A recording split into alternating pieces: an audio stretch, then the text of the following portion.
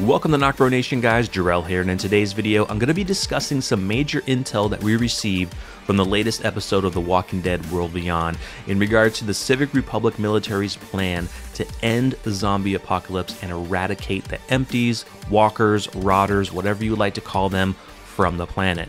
So guys, there is a spoiler warning for the Season 2 Episode 2 Foothold of the World Beyond. If you haven't seen that episode yet, definitely check it out and then come back to watch this video because it will contain spoilers from that episode. So we are in the 12th year of the zombie apocalypse. It's been 12 years since the outbreak, and in the timeline of The Walking Dead World Beyond, they are in year 10. And we still have not found out why the zombie apocalypse even started, what causes human beings to turn after they're bitten or even after they die. And we have a lot of brilliant biochemists and geneticists working on this in the world beyond, and they're getting a little bit closer as to finding out why and also their plan to actually stop this from happening. So basically, the only information that we've received so far was all the way back in The Walking Dead Season 1, the TS-19 episode when our group was held up in the CDC and Dr. Jenner was explaining to them everything that he knows so far.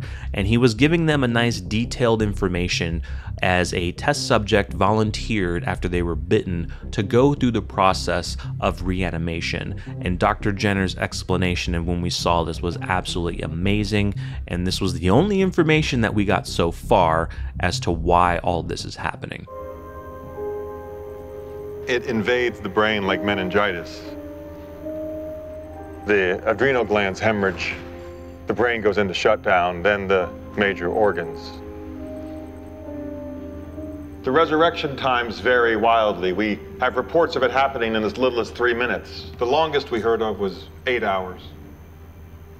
It restarts the brain? No, just the brain stem. Basically, it gets them up and moving. Most of that brain is dark. Dark, lifeless, dead. The frontal lobes, the neocortex, the human part, that doesn't come back. The you part, just a shell driven by mindless instinct. You have no idea what it is, do you? It could be microbial, viral, parasitic, fungal. So there are a couple key words that you need to remember from Dr. Jenner after he was explaining what was going on. He mentioned that they thought it could have been microbial, necrotic, parasitic, or even fungal, and we've heard some of those words in the latest episode of World Beyond. Now, to backtrack just a little bit, we're going back to Season 1 of the World Beyond in regards to test subject A, and in the post-credit scenes we get introduced to Dr. Belshaw, who is actually taking some notes, and we're looking at a zombie labeled TSA-402. It's a gentleman with a red beard which has, a gag over his mouth. Now, this guy with the red beard, we've seen him numerous times. It turns out that this gentleman was a doctor working for the CRM with them who knew Dr. Belshaw and Dr. Bennett. You could see a picture of him on her desk side table. We also see him again in episode 2 of The World Beyond. So unfortunately, this was somebody who was working for the CRM and is now a test subject, unfortunately. As Dr. Belshaw takes her notes, she gives a voice recording stating that test subject displayed no detectable responses to psychological stimuli. Necrotic plasma and brain fluid are being drawn for further testing. Results to be compared to tests performed during and immediately following reanimation. Tomorrow we'll begin the climate variation tests as scheduled. So take note of that climate variation test as well, as we're going to be talking about this shortly. Also in the Season 2 episode 2 Foothold, we learned about a decontamination center, and we get back with Silas, who is unfortunately a CRM prisoner and is remanded to a decontamination center miles away from the research facility where we know Dr. Belshaw, Dr. Bennett, and Hope is now. And he's being put to work with a decon crew that use these cool modified catch poles that when you press it into a walker, they press a button, it spins around, and it basically decapitates their heads, which is a really cool tool. So what this decontamination center does is it lures in the dead with these lights and loud music, which we've seen in the trailers, and we see these speakers on there. And what they do is they lure them into this field, probably with minefields, and they blow them up. And then they just basically kill the rest that haven't been killed, They take the body parts away off site and do whatever they want. They may keep 1 or 2 to bring back for testing for Dr. Belshaw and Dr. Bennett.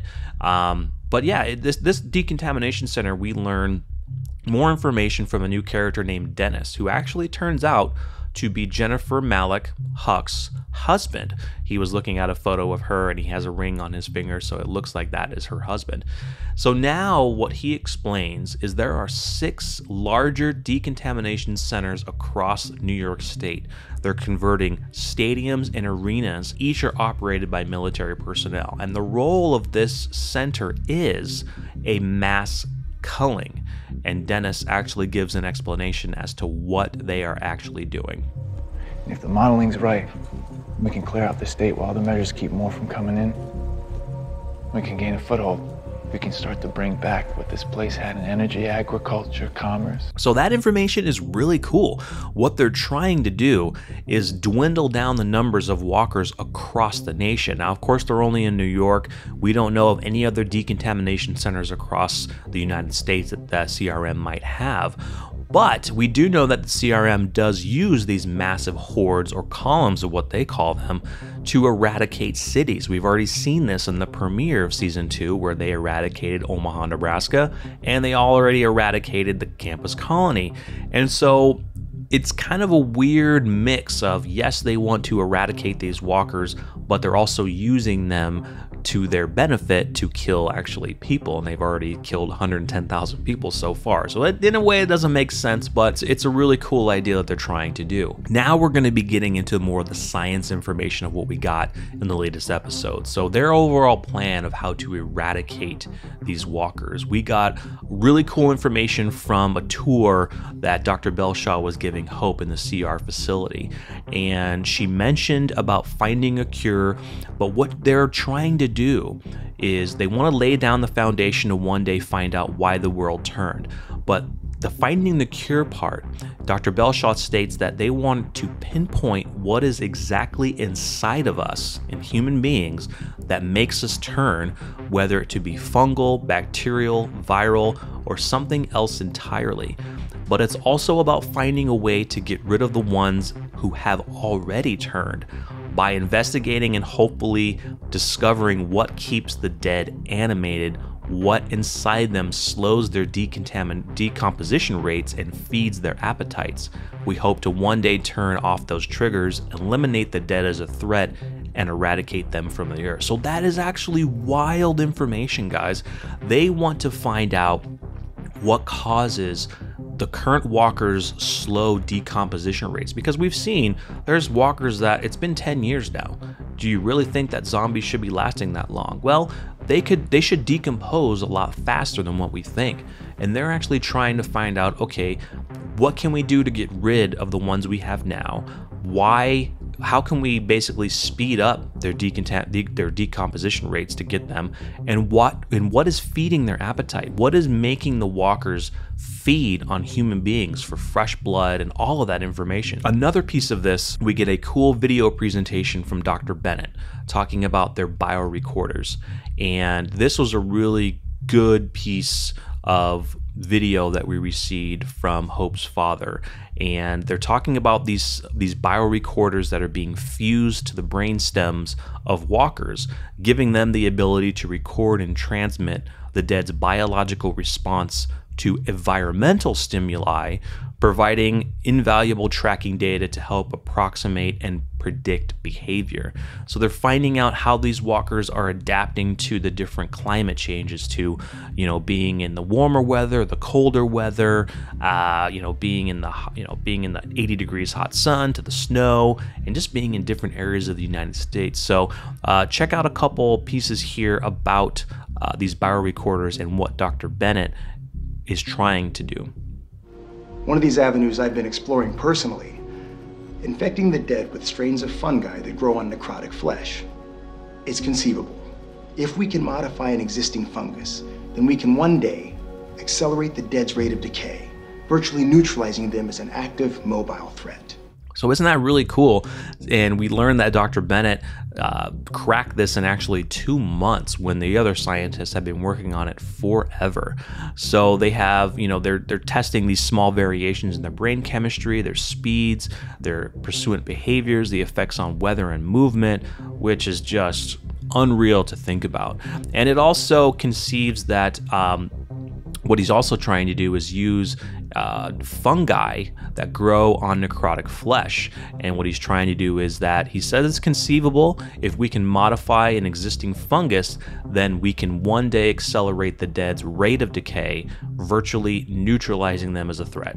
So what he's wanting to do is use these necrotic flesh fungi to rapidly decay the walkers, so they basically will just decay and die immediately. All the ones out there will decay and die, and they won't have to worry about these massive hordes anymore, these huge columns that are kind of gathering and migrating across the country that we have been dealing with through this Walking Dead universe.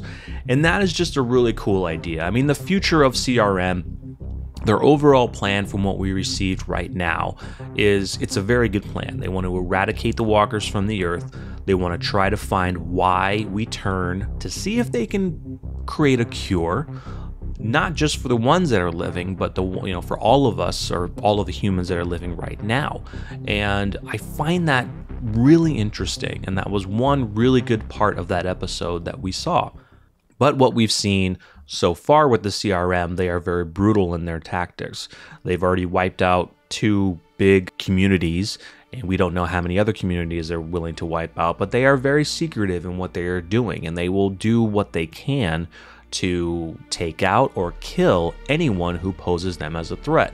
Now, to us, that doesn't seem like the right thing to do. If you are trying your best to find a cure for all human beings, if you're trying to eradicate and decay all the walkers that are currently out there now, to dwindle those numbers down to where human beings can start getting back to a normal civilization, not having to worry about all these walkers roaming the planet, it doesn't really make sense as to why the CRM is very brutal in their tactics. But we are going to be learning a lot more in this season, and of course eventually with the Rick Grimes movies coming up, we are super excited to find out more on the world beyond and everything they are planning to do with their science research. So guys, let us know what you think of all this cool intel information that we received in the World Beyond episode 2.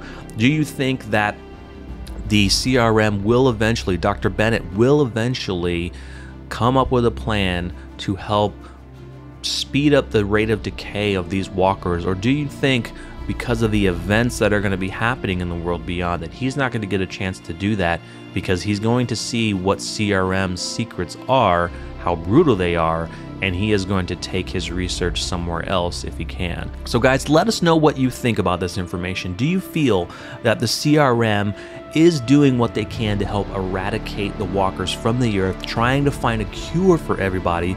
Or is it just more of a ploy for CRM to try to contain and control human beings in this new world, not necessarily wanting to help cure everyone, but they just may want to help cure their own society and leave everyone else to fend for themselves?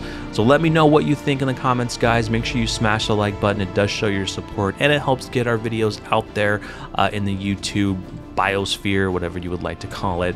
If you are new here, subscribe to the channel and make sure you hit that bell so you're always notified when we are uploading videos. Thank you guys so much for watching, and we'll see you next time. I am Jarrell, and I'm out.